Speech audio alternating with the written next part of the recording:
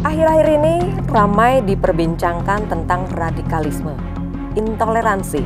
Sebetulnya radikalisme itu memang sebetulnya ada Pak? Enggak sih Pak? Ada, radikalisme itu ada. Ada.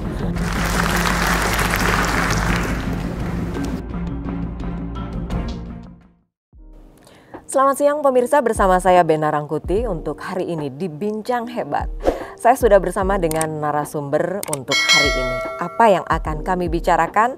Nah, tentunya penasaran ya. Akhir-akhir ini ramai diperbincangkan tentang radikalisme, intoleransi. Sebetulnya seperti apa? Apakah ini sudah benar-benar meresahkan? Dan apakah ini benar-benar memang perlu penanggulangan? Kalau memang perlu penanggulangan, seperti apa penanggulangannya dari Polri? Segenting inikah harus ada penanggulangan untuk menjaga NKRI? Baik, saya langsung saja sudah ada narasumber untuk hari ini. Beliau adalah Kombes Pol Dr. Andes Haji Zainuri Anwar, MAG, Kabagbin Relizi Rawat Pers ESDM Polri. Jadi saya harus baca karena biar nggak kesleo berbicaranya. Baik Bapak, selamat siang. Assalamualaikum. Assalamualaikum. Sehat Pak Zainuri? Alhamdulillah. Alhamdulillah. Terima kasih untuk waktunya. Mau ke bandara, saya sandra sebentar ya. Pak Zainuri, radikalisme, intoleransi, bagaimana Bapak menyikapi itu? Kita perlu tahu budaya radikalisme dan intoleran itu bukan budaya kita. Budaya Indonesia itu aslinya adalah toleran, gotong royong, bermasyarakat dalam segala-galanya. Ya. Ternyata ada faham baru. Faham ini masuk dari luar Indonesia, bukan asli budaya Indonesia. Nah, kemudian intoleran ini kan adalah faham yang tidak mau mengakui faham orang lain, tidak cukup tidak mengakui, tapi dia akan lebih jauh menyalahkan, menyudutkan, dan kemudian mendesak paham itu untuk disingkirkan dari bumi kita. Ini kan berbahaya kalau sudah seperti ini. Kenapa? Akan menyebabkan terjadinya disintegrasi bangsa. Karena ada sikap intoleran ini yang tidak mau mengakui paham orang lain, dan kemudian tidak mau juga mentolerir paham yang lain, sehingga akan terjadi permasalahan dan kemudian terjadi pertengkaran, pergesekan begitu ya kita ini, dan itulah yang akan menjadi benih-benih terjadinya perpecahan bangsa kita. Karena itu ya perlu kita tanggulangi masalah ini. Jadi perlu ditanggulangi agar tidak terjadi gesekan-gesekan di masyarakat yang akan mengganggu keamanan, ketertiban pada masyarakat, begitu ya? Iya. Untuk menjaga NKRI. Segenting apa sih? Apakah memang perlu? Sangat perlu, sangat perlu. Kita belajar dari negara-negara lainnya, Syria.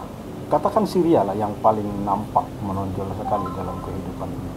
Memang kehidupan di negara-negara yang ada di Timur Tengah waktu itu, dari mulai Syria, kemudian Yaman, kemudian Mesir sendiri, itu kan tergoyahkan oleh paham intoleran. Syria pecah dalam waktu yang singkat hanya karena paham intoleran itu. Jangan sampai Indonesia seperti itu. Maka kita harus belajar. Belajarnya apa? Belajar dari kehidupan yang seperti itu. Maka kita harus menjaga Indonesia dengan membangun sikap bersama, sikap toleran dan sebagainya. Dan itu diajarkan oleh agama.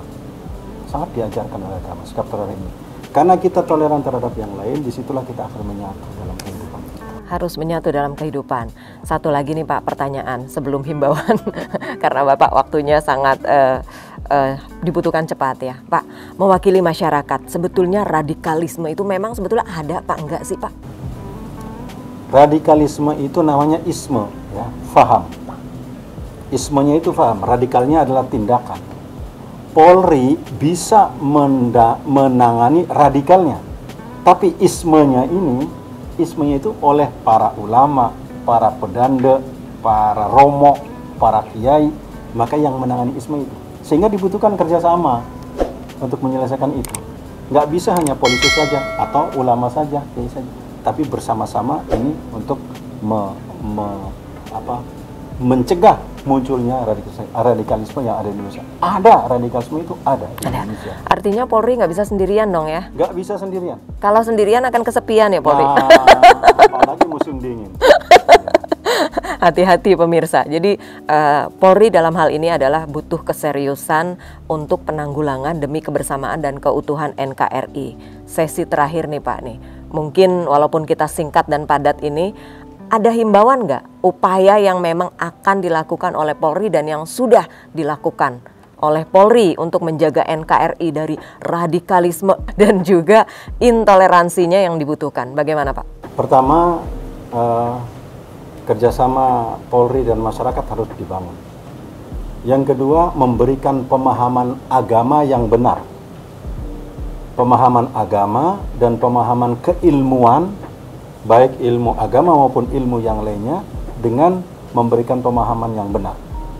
Sebab dari pemahaman inilah orang kemudian akan mengambil sikap. Dari paham itu, kalau pahamnya sudah salah, pasti sikapnya akan salah. Karena paham ini akan menggerakkan seseorang. Maka saya menghimbau kepada seluruh masyarakat, jangan kemudian gampang menerima ajaran dari yang tidak jelas sumbernya. Pertama itu. Yang kedua, mari kita mendalami pemahaman agama kita masing-masing. Yang ketiga, mari kita mendalami belajar agama, membaca sejarah. Maksud saya membaca sejarah bangsa kita dari perjalanan awal sampai sekarang. Dan kita kemudian kembali kepada budaya kita, yaitu budaya Indonesia yang sudah digali, dituangkan dalam Pancasila. Dan ternyata kita adalah masyarakat yang gotong royong, masyarakat yang tepo seliro, masyarakat yang betul-betul saling menolong satu dengan yang lain. Itu harus kita bangun.